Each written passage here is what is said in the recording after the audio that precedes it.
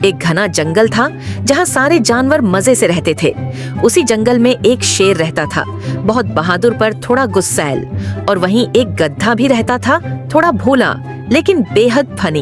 एक दिन शेर जंगल में जोर से दहाड़ रहा था। रोआर! जंगल के सारे जानवर डर कर छिप गए, लेकिन हमारा गधा, वो तो आराम से गाजर खा रहा था। उसे लगा कोई उसे गाना सुनाने आया है। वो बोला, अरे भाई, इतना चीख क्यों रहे हो? आराम से गाना। मैं गा नहीं रहा, दहाड़ रहा हूँ। गधा हंसकर बोला, ओह, फिर तो तुम्हें स्वर की क्लास चाहिए। शेर का दिमाग घूम गया। गधा बोला, तो क्या हुआ? मुझे तो गांव में डांस किंग कहते हैं। शेर दंग रह गया। तू डांस किंग? गधा तुरंत अपने कान हिलाता और टांगे उठाकर नाचने लगा, एकदम मजेदार स्टाइल में।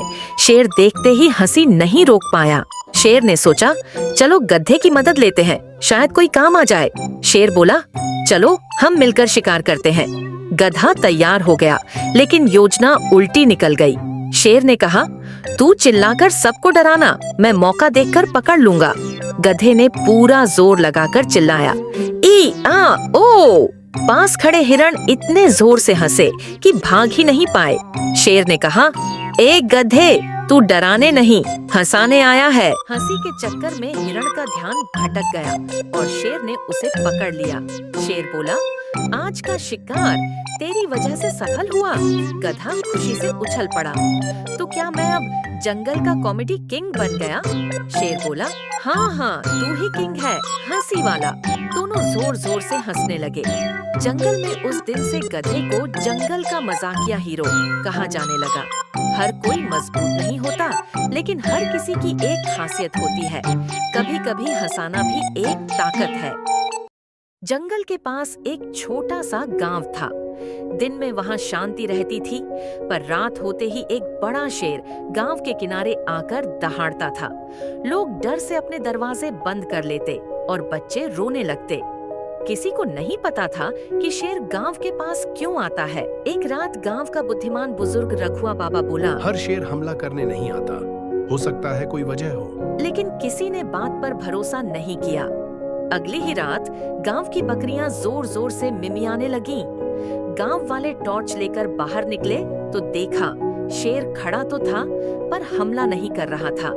वह एक बड़े कंटीले झाड़ के आसपास चक्कर काट रहा था और बार बार गुर्रा रहा था। गांव के युवा मोहन ने ध्यान से देखा और चौंक गया।